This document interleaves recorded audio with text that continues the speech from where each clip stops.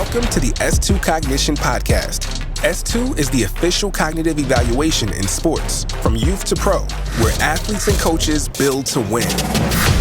Welcome to the S2 Cognition Podcast. I'm your host, Harrison Hunter, and today we are joined by Sam Monson, lead NFL analyst for Pro Football Focus. PFF has become the premier objective data in measuring performance relative to expectation instead of normal traits, traditional data, or measurable factors.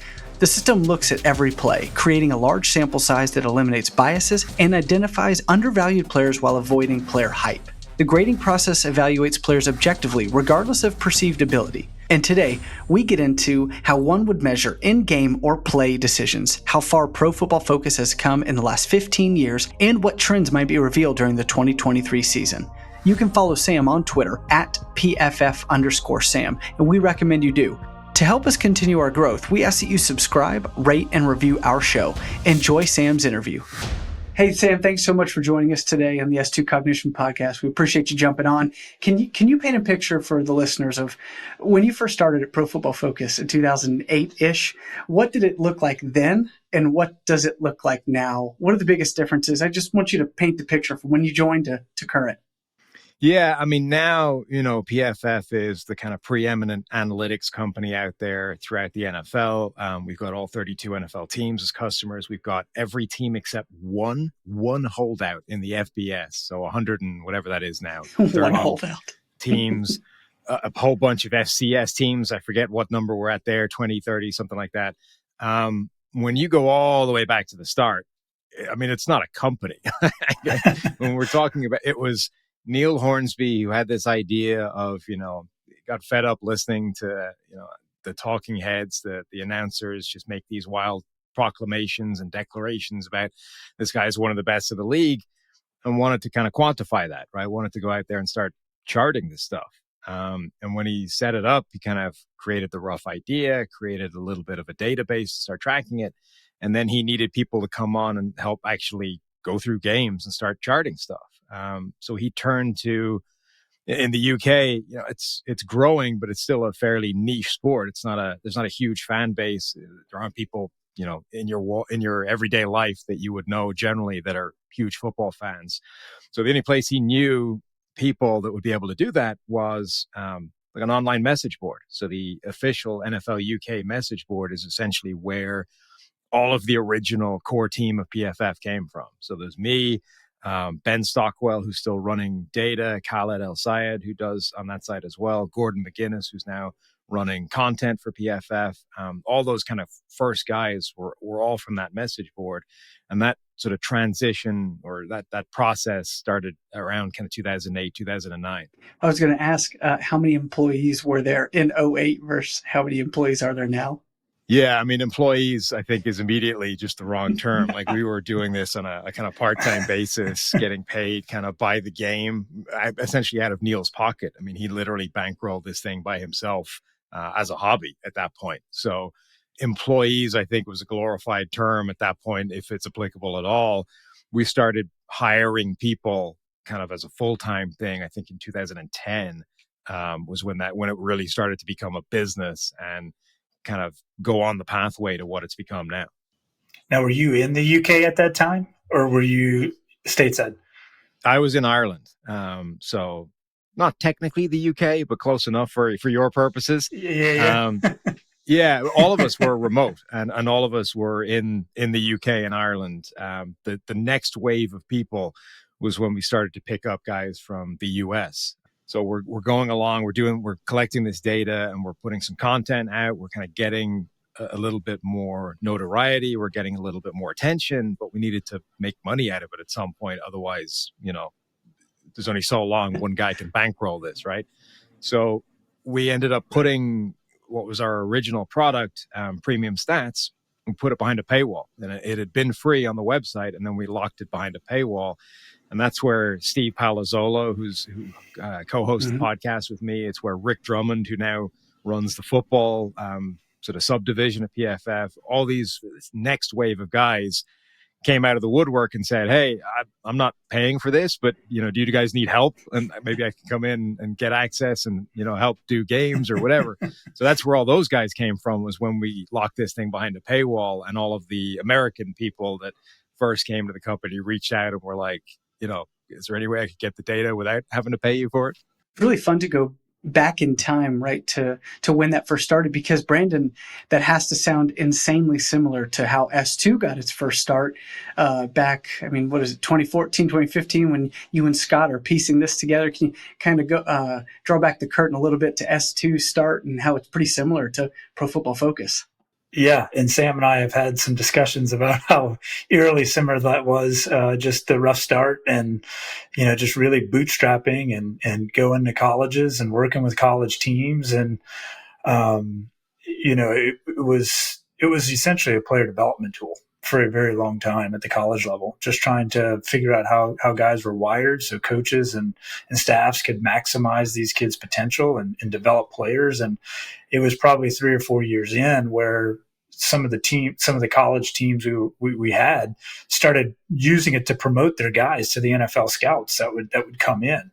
And that's where we sort of got drug into like, oh, this is a scouting tool. We're going to use this to start to evaluate players that we might bring in. And so that's, then of course it was that way for 6 or 7 years prior to what happened this last draft season. I think the Brock Purdy thing kind of started it off, and then when scores got leaked, and that's when it kind of got into the mainstream media. But Scott and I were part-time faculty members at Vanderbilt, and we were bootstrapping. We had his little brother who was a kindergarten teacher, PE teacher, and he would go test guys. And it got to the point where Scott was doing baseball and I was doing football, and I would cover his clinic when he would go down to spring training, and then he would cover my clinic during football. And then finally in 2016, we had a stroke of luck, where a collaborator, neurosurgeon collaborator of ours at Vanderbilt, took a chairman position at University of Louisville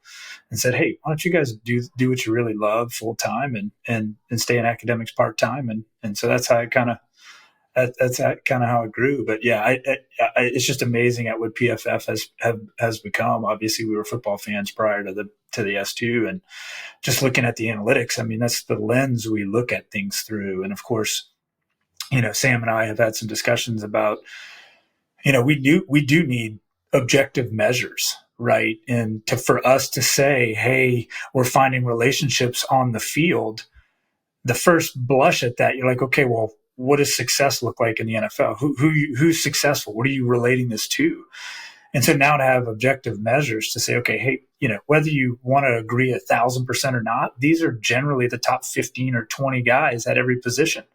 And there's data around that. It's not just, fantasy football guys in their basement saying, oh, I think, so-and-so is the best receiver. And so anytime we can wrap data around it and wrap true and hard numbers on it, it's hard to argue with that, right? And that's, I think, PFF lives by a similar motto to us. The data are what the data are. Like it is what it is. And so yeah, it's been great getting Sam's advice. Yeah, and I think it's a similar kind of thing where it's before analytics, before S2, before any of this stuff, that we just wanted to kind of improve the conversation, right? It's like the stuff that's sort of being talked about is so surface level and so That's right. intangible, and just there's nothing to this. There's no substance here. So let's create data. Let's create information so we can at least have a better conversation. But it doesn't give you all of the answers, right? And this is where we're still running into this, right? Where you watch a game and you can tell that whether it's, I don't necessarily want to name names, but guys in the booth that clearly just don't buy into this stuff yet, or haven't looked into it much, and they're like, "Well, the analytics would always tell you go for it." And it's like, okay, number one, it doesn't, right? Number two is like the analytics are never going to give you like a hard and fast rule every single time in every single situation for every possible eventuality. All it's going to do is give you better information to make the call yourself, right? And if you decide to go against the giant weight of numbers, right, you need to have a good reason, because everybody knows that this is what the information is telling you to do. So it's not that it's giving you the playbook and it's giving you the answer. And like you can go, like a GM tomorrow can pull up the information and construct his 53-man roster, right? Cut day is going to happen according to the data. It's never going to work that way, Right. but it just gives you more information. And this is the funny thing, is that it almost gets misrepresented in this sort of culture war of, well, we're against, modernization and numbers and data. Right. Right. It's like all analytics is, discerning information from data, right? It's exactly the same as Vince Lombardi or Paul Brown were doing, like in the 60s, with a reel-to-reel and, opposing tape. Like they were just doing it manually with like a scissors and a giant dark room, et cetera, creating cut-ups. But it's exactly the same concept. Right. It's what really drew me to this, really, Brandon, was in the beginning when Sam goes, when talking heads were kind of throwing out these terms, we didn't objectively measure them. And even though you hear them say, hey, he's always in the right spot at the right time, or man, he's an instinctive football player. Yes, but compared to who? And compared to who in this draft class compared to former players? And what does instinctive look like? Is it anticipation? Is it being able to see space and react to it? Like what objectively do, when we say he's got a nose for the football, he's in the right spot at the right time, man, he's a gap filler, he sets the edge well. Well, like, what do all those things mean? And I think that's where, Brandon, you guys got that start by saying we can answer some of these questions objectively because of how the brain is wired. Yeah. And Sam hit the nail on the head. And I think that we got we got beaten up a little bit in this last draft cycle with, like, we're going to tell you who's going to be the next Tom Brady, or we're going to tell you who's going to be the next Ryan Leaf. It's not that is not even remotely close to what our goal is. And what Sam alluded to is all we're trying to do is provide some objective data to reduce uncertainty. I mean, that's our job, is to help front offices reduce uncertainty. And, we talk about this all the time. You let's say you're a college recruiter and you get a guy who you've been best friends with for a long time and say, hey man, there's this kid tearing it up in Boise, Idaho. Okay, well, that's a starting point. What did we first do? Well, we watch tape. Okay, well, that's reduced some uncertainty. Next step is, well, let's talk to the kid, see if he's a good kid, personality. Okay, that reduces uncertainty. Well, let's look at his arm talent. Let's make him throw. And so what we're doing is just trying to really quantify and measure some of their decision skills, right? And is it a one-to-one analog? No, there's nothing out there that's going to predict human behavior. But are they more apt to make certain mental errors? Are they more apt to struggle with some decision points, some level of complexity? Yeah, we can help you sort of quantify and look at that. And it's just another sort of piece. And like Sam said, it is very eerie, the way that he talks about PFF data, the way we do. Like, you want to take a quarterback with impulse control at the first percentile, go against the data. The data suggests he's going to make a lot of premature reads, a lot of, may throw some picks because he didn't fully let things develop. I mean, if you can tolerate that's great, but there's evidence out there, right? So I'm curious to see if you guys have ever discussed, or if you do sort of quantify decision making, or, hey, this guy, especially in the quarterback space, obviously you can't look at outcomes. Like, this guy threw more interceptions as this guy, it must mean he's a poor decision maker. But just looking at coding data about sort of mental mistakes or decision-making processing. Yeah, I mean, I don't think we've ever done a sort of true deep dive into, different varieties. I mean, our big thing is we quantify what we call turnover-worthy plays. So one of the things we've pushed for a long time is, like, don't look at turnovers. I mean, turnovers are important. They're maybe the single most important data point in terms of winning and losing. But look at the frequency with which a guy is making those plays, because that's more predictive, right? Turnovers can be lucky, often are lucky. And sometimes a guy is going to have wildly more turnover-worthy plays than actually results in turnovers. And actually, sometimes it goes the other way. Remember the year Matt Ryan, remember the butt pick where the ball landed on Marshawn Lattimore's ass and he somehow picked it off before it hit the ground? Yes. That year, Matt Ryan actually had more turnovers than turnover-worthy plays. Like almost never happens because, defenders drop footballs. But it can. So you can go all the way from you actually end up getting unlucky and having more turnovers than you even committed bad plays, all the way to the other end of the spectrum where you can have like 2, 3, 4 times the number of turnover-worthy plays, but you just get insanely lucky over the course of the year and you're never punished for them. So our point has always been, look at the frequency of those plays because that is a much bigger predictor. And we've done part of our sort of studies, Steve, with PFF IQ that we sell to customers or team customers is sort of identifying what is predictive and what is just noise year to year, the things that you can sort of really focus on to dial in on, is this who a guy is going to be going forward, or is this just the kind of thing that fluctuates year to year? And one of the things we found is that tendency to make mistakes, the sort of percentage of negative plays, is actually more predictive than how often you're going to make good plays, right? It's when everything is how often you goof is the kind of thing that does seem to be intrinsic to a player and not and will come back again. Those are some really helpful sort of metrics and thoughts.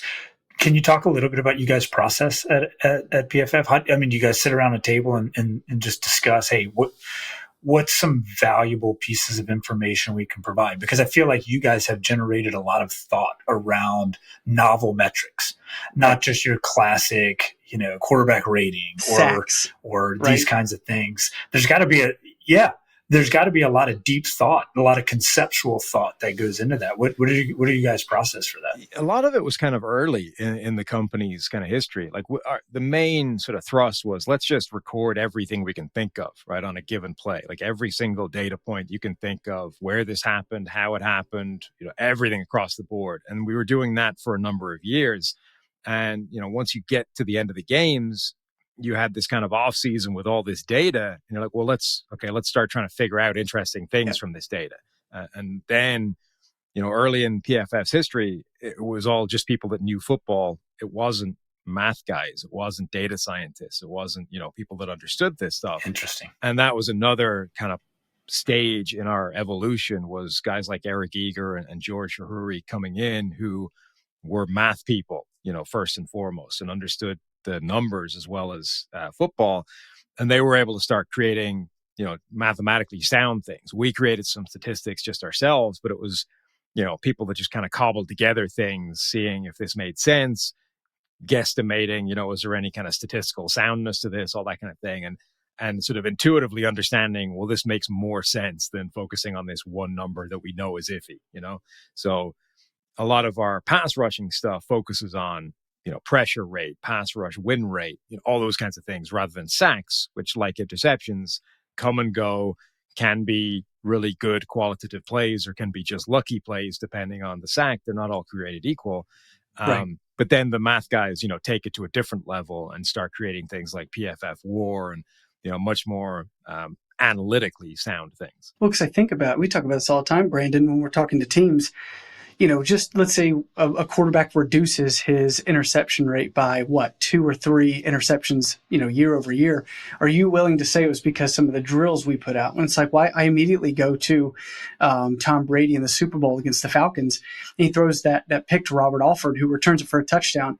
He throws that football because Robert's in the wrong spot. And so scheme goes into this. And he's like, well, his expectancy is, there's not going to be anyone there. So I'm going to throw this football here. And then there is someone there because he knows the system and scheme so well that he throws a ball where someone's not supposed to be. How does that get turned into some of your turnover-worthy plays versus how much does scheme matter? It matters a lot. And it matters a lot. And it's always a very difficult thing to sort of strip out of all of the information and the grading, right? Like how a lot of our issue or a lot of our problems, one of the criticisms you'll get at PFF is, well, you're not in the huddle, you're not in the meeting room, you don't know what the play call was, right? And that's true. And it's a blind spot in the grading, but it's our point has always been, you're better off quantifying it, knowing that there's a margin for error, that it's not a perfect data set, right? There are going to be bad plays in there where if you're not in that meeting room, you can't get it right. Like in Right. order to know what happened in this play, you have to know about a specific call they put in during the week that means this guy did the right thing, and this guy that looked like he was wrong is actually doing 100% what the coach told him to do. But if you're doing, 1,000 snaps for that team over the course of the season and you screw up 4 of them because of these types of plays, you're better off with that margin of error than just saying, well, let's not do any of it because it's not 100% right. And let's just go by gut instinct, right? Let's just eyeball it. That'll probably get us close enough. So our point has always been, you're way better off just accepting, yes, it's not perfect. There's a margin for error in here. Having said that, even with the margin for error, we're still a hell of a lot closer than just guesswork, right? Which is what it was before we showed up. And still in that moment, Sam, sorry to cut you off, but I think about even the guys like Chris, who's sitting there in the booth, and he has less than a couple seconds to dissect what he just saw, what scheme they were in defensively, what scheme offensively, what they were trying to do, and what unfolded. And he has to break it down in the middle of just a couple seconds. So even he's able to kind of determine what scheme is guys that have done it long enough know what they're trying to do versus what's happening against it. Yeah, that's the other element is as much as that is a margin for error and a blind spot in the grading, it isn't as big as people think it is. It's not that complicated when you've watched enough football.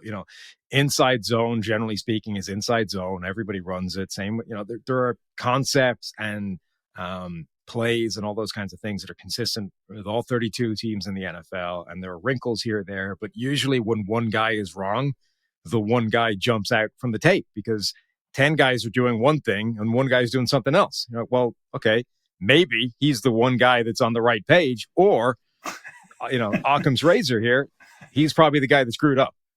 That's awesome. So obviously you're really knowledgeable, Sam. Tell us how a youngster in Ireland came to be one of the biggest NFL gurus out there.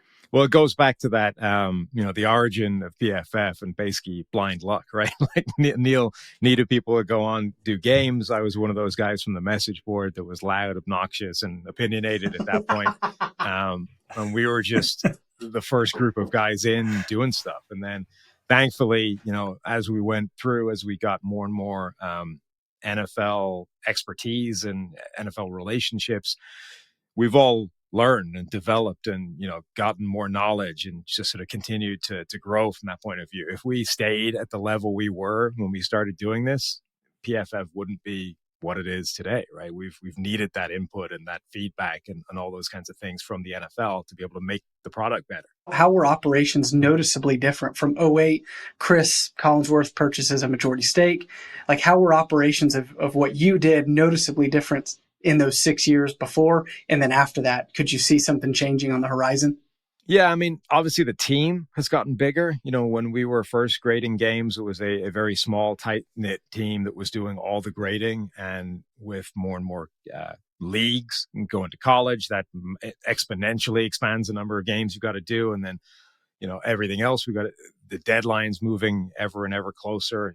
So NFL teams can get the data at a timely manner. Like all that necessitates increasing the pool of analysts doing this, right? And that brings its own challenges because the grading is, by its very nature, there's a subjective element to it. It's subjective, within a defined framework. I mean, we have a grading manual that I haven't looked at the most recent one, but it's like 300 pages long, right? There's a fairly rigid framework of like, here's how it works. And then within these really tight parameters, you have interpretation or license for interpretation. There are differences there. But we've always had kind of, double blind checks, third party cross checking of grades to try and keep that as tight as possible. But the bigger that group gets, the more difficult it is to try and keep it all on the same page. So that was one of the challenges as we grew. The process has evolved a little bit, the way we've done it. It's been broken up from before, one guy would just go through and do everything and another guy would do it as well. Now it's been sort of separated by process. So pass rushing, pass protection is one defined area. One guy does that. Run blocking, run defense is another, that kind of thing, coverage, receiving. So it's been sort of split up by facet over the years, which has helped efficiency and streamline things. But really, it's just been about expansion, keeping everybody on the same page and continually kind of adding in knowledge and feedback into the process. Sam, what were some of your biggest surprises from last year's NFL season?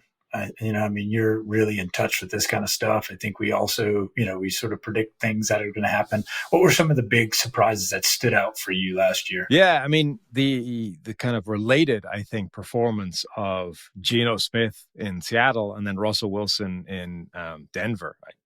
We, in our show, the PFF NFL podcast, last year, it was the first time we've done it, actually, we decided to have a show where we had like fan bets, right? Because during the off season, once you're clear of the draft, you have 2-3 months where nothing changes really, right? So you're kind of saying the same thing over and over and over again. And we were like, look, you guys are probably tired of listening to this. We're tired of saying it. If you think we're full of it on this particular topic, send us in, right? Tell us. We'll put a bet on it. If you guys win, you get a free year of PFF Plus. And we deliberately only sort of picked the ones that we were like 100% sure we were going to win on, right? Because it's like, that's the whole point, right? The whole idea is if you guys think we're absolutely talking crap, let's bet on it, right? We're pretty confident we're right. Let's see. And we had a guy bet that Geno Smith would rank in the top 10 in PFF grades in the year. We're like, take it, 100%, never going to happen. And after like 4 weeks, he was like the number 3 graded quarterback in the league. And I mean, he's cooled off a bit over the second half of the year, but was still in there and played fantastically. We had a Russell Wilson one as well. Somebody bet that Daniel Jones would have a higher PFF grade than Russell Wilson. And we were looking at that like only through the lens of, man, that's a big jump for Daniel Jones. He'd have to get a lot, I don't know. It never even occurred to us that Russell Wilson might just start playing like absolute garbage and actually end up with a worse grade. That is good. That's hilarious. Well, you're a Vikings fan. Was Kirk Cousins was that a surprise for you? No, not Kirk himself. More just the run that they went on. That crazy sequence of like 11 straight one-score games bouncing their way and 13 wins. That surprised me. The Kirk Cousins, I think, he's an interesting quarterback. Did you watch that Netflix thing, the quarterback documentary? Yeah. Every time you see Kirk Cousins, in something like that, or I saw another show he did years ago where he was sort of talking to draft prospects. Like every time you get a glimpse into his process a little bit, you appreciate just how much work he does and how good he is. And then you kind of circle back around to an NFL season or an NFL weekend, and you're like, he does all of that just to be like a noticeable step behind Patrick Mahomes. You know what I mean? There's a sort of unfair feeling about it. But I think he comes out of those things well because you're reminded, like, A, just how good he is, and B, just how hard he works at it to be that guy. And then you're also sort of reminded just by proxy how much of an absolute freak a guy like Mahomes is, because it doesn't matter. Like, he puts in all that work and that guy's still like light years ahead. But we had talked to Alec Lewis, who is the Minnesota Vikings beat reporter for The Athletic, and he said the same thing. Is when we talked about him, it's just like what comes away from this is he squeezes every ounce of his opportunity, more so than maybe any other quarterback in today's game. It's like almost every waking moment dedicated to football, he's squeezing out something to make himself better. Really does. Like, I mean, there was a part in that documentary where he's like, he basically articulated. I mean, it's one thing to do it. It's another thing to say it out loud to people in front of a microphone.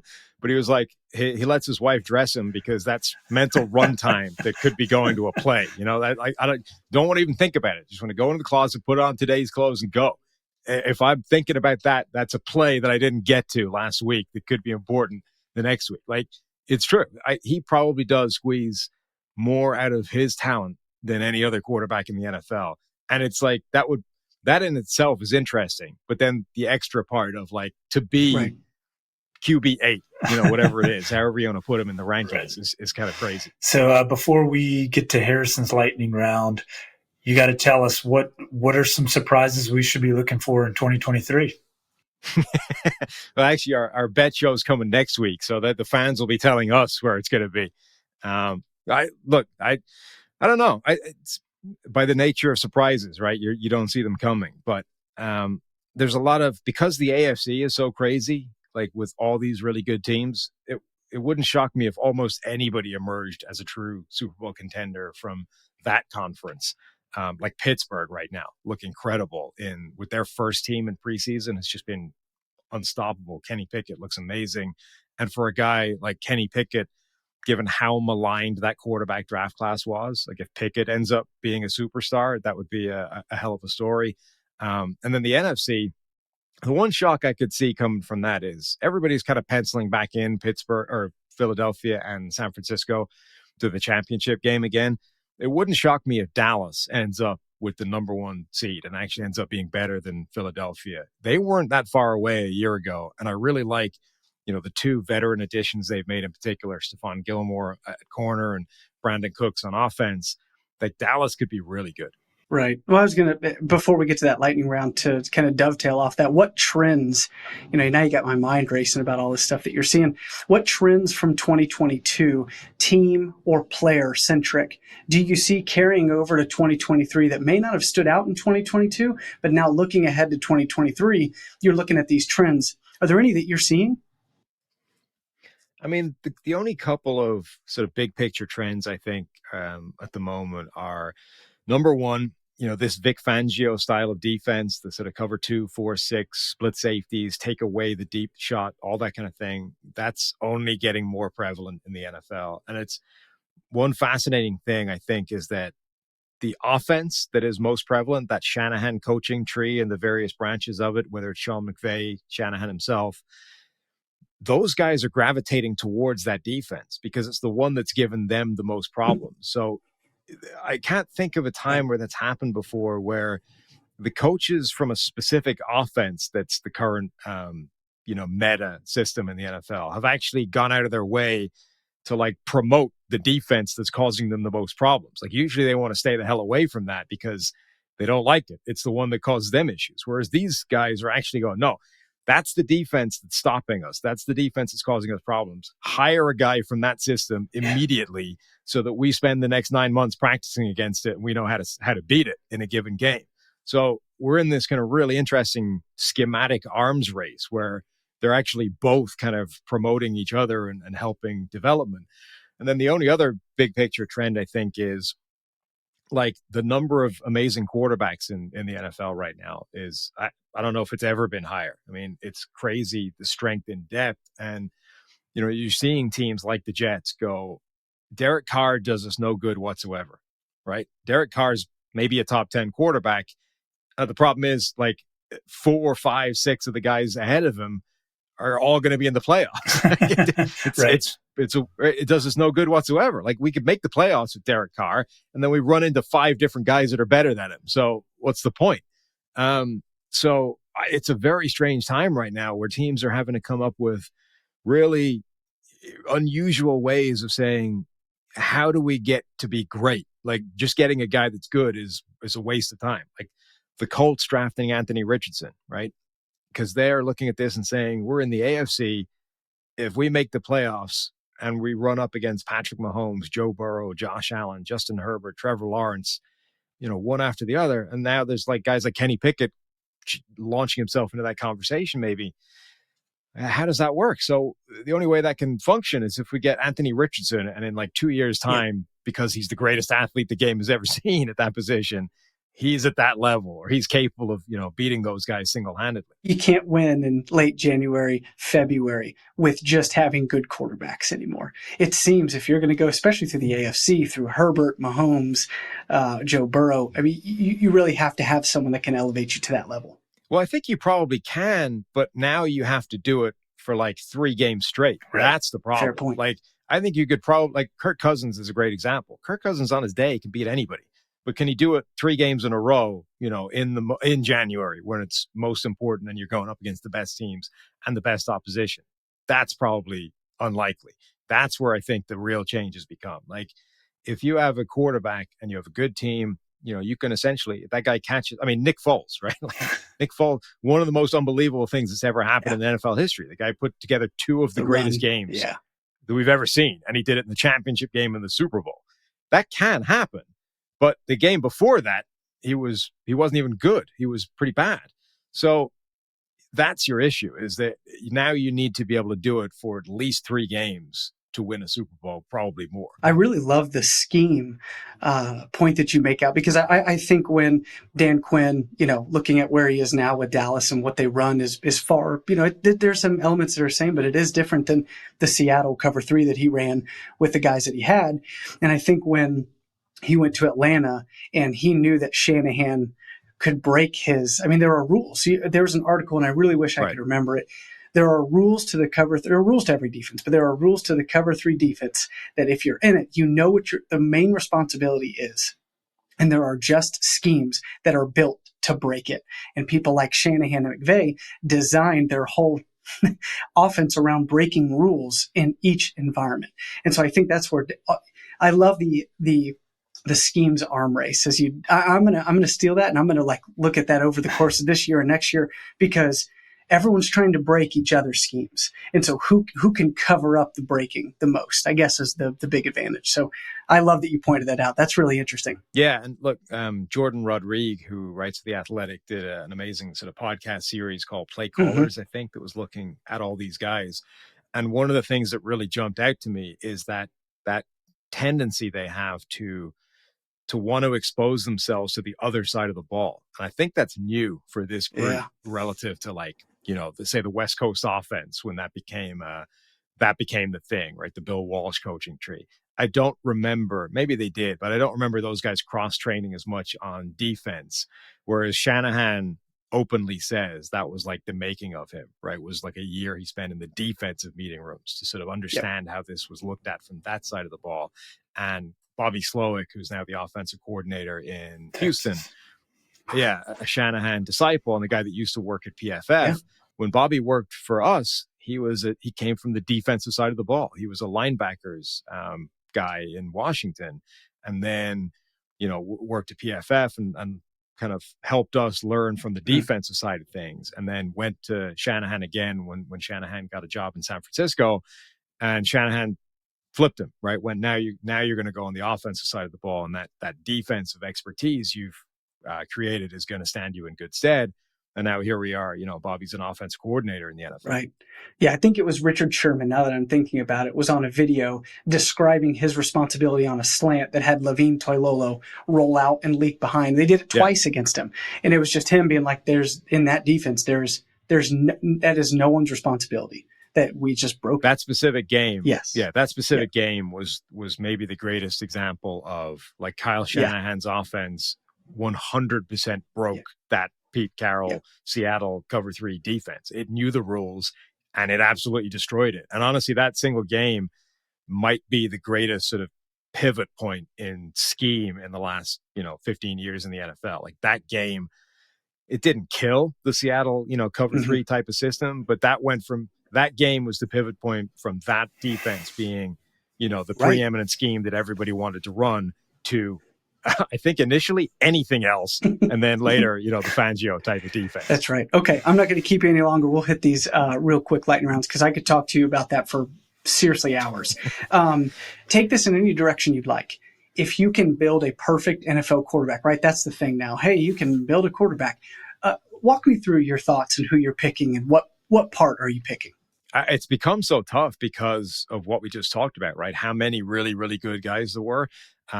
You don't have to go back too far where I would say you're sort of describing Joe Montana, Tom Brady, Peyton Manning, right? You want a cerebral, smart guy who doesn't make bad decisions, who's always sort of playing the right area of the percentages.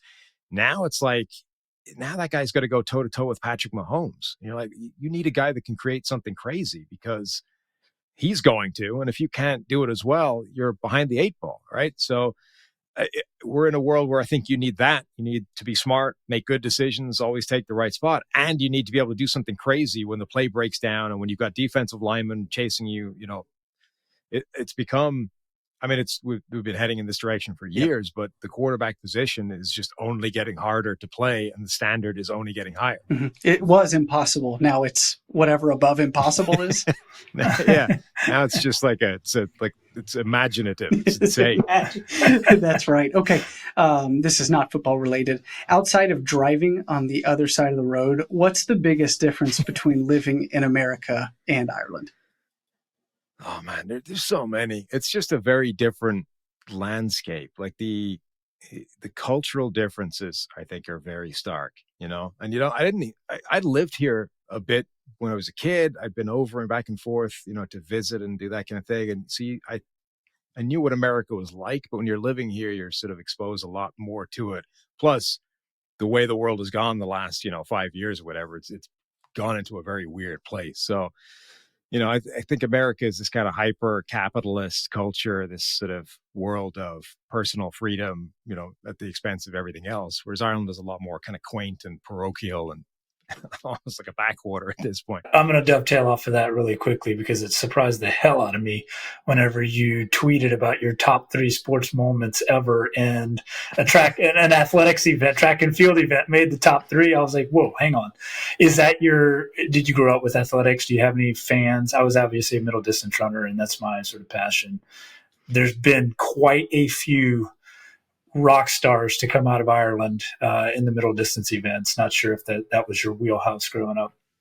No, not really. I was a big fan of like a lot of different sports growing up. And then once, you get a job, you get a career, like time focuses down on one thing. So there's all these kinds of things that I used to watch and just don't really get around to watching anymore. Athletics was a big one. I would always watch, any athletics event that was going on, but that's true of a lot of different sports. My athletic career is fairly modest / a joke relative to professional athletes, but the one thing I had was speed. And that was my kind of skill. I'm not a particularly skillful player in any actual coordinated fashion, but I was fast. So I did like a season of athletics in school. And even when I was playing football or soccer or rugby, like that was the thing I was faster than pretty much anybody else in the field. So my last question is, if PFF does not exist, what is the line of work, or what does your career look like? Where are you today if PFF doesn't exist? I have no earthly idea. Like, it saved me from not having an idea. I had done a history and politics degree. That was my undergraduate degree. And that was the kind of degree you do when you don't know what you want to do. Because just, it's 4 years, it's things you're pretty good at, and then figure it out after that. So I had done that. I still hadn't figured it out. And then I did a year of a law diploma. Figured I might go into law. Didn't want to do that at the end of the diploma. And then I did a year's master's in journalism. So I was like, I might go into writing or whatever. I guess that's the closest to what I've actually ended up being. So maybe I would have found some avenue in journalism, but like this basically saved me from several years of not having any real idea what I wanted to do. So you, like everyone else, we're just kind of in it, right? Yeah. Well, that's Sam Monson, of lead analyst on Pro Football Focus. You can follow him on Twitter at PFF_Sam. Sam, thanks so much for joining us today, man. Hope to have you on again. Enjoy the rest of the season, and we appreciate your time. He is Sam Monson, lead NFL analyst for Pro Football Focus. If you like the content we are putting out, please subscribe with that plus sign at the top of your app, leave a review about the episode, and share it with a friend. You can follow us on Twitter at S2Cognition and Instagram at S2.Cognition. If you'd like to get in touch with the show, please visit our website at s2cognition.com/podcast. Thanks again for listening to the S2 Cognition podcast. I'm your host, Harrison Hunter, signing off for now. Talk to you on our next episode.